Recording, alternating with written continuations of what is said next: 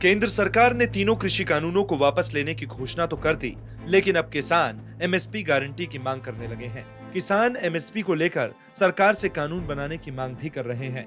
इतना ही नहीं, एमएसपी को लेकर विपक्षी नेता भी सरकार को घेरने में जुट गए।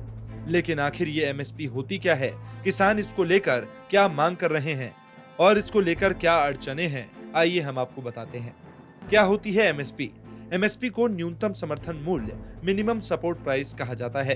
एमएसपी एक तरह से किसान की फसल की मूल्य की गारंटी होती है। सरकार किसानों को कुछ फसलों पर दाम की गारंटी देती है, जिसे एमएसपी कहा जाता है।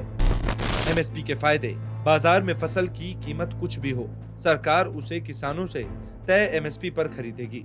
सरकार जिन फसलों की एमएसपी तय कर देती है, उन्हें एक निर्धारित रेट पर खरीदती है।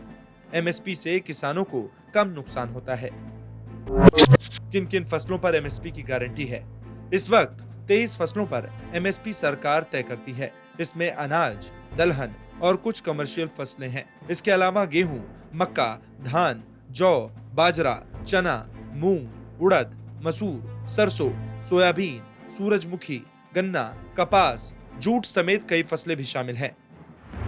एमएसपी पर किसानों की मांग: कृषि कानूनों को वापस लेने की सरकार की घोषणा के बाद भी किसानों का आंदोलन खत्म नहीं हुआ है।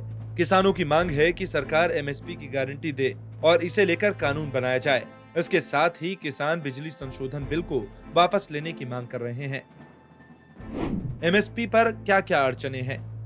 एमएसपी की कई कारणों से गारंटी नहीं दी जा सकती। उसके रास्ते में कई तरह की अड़चने हैं, जैसे एमएसपी उस समय की उपज है जब देश खाद्यान्न संकट से गुजर रहा था। अब सरकार किसानों से अनाज खरीदकर सार्वजनिक वितरण प्रणाली हेतु उसका भंडारण करती थी। आज अनाज की बहुलता है।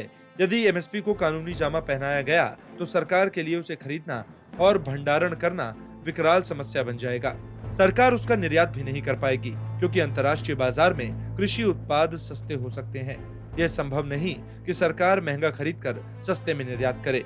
यदि एमएसपी पर खरीद की कानूनी बाध्यता हो गई तो पैसे तो जनता की जेब से ही जाएगा, और जो लोग एमएसपी को कानूनी बनाने की बात कर रहे हैं वह कल रोएंगे।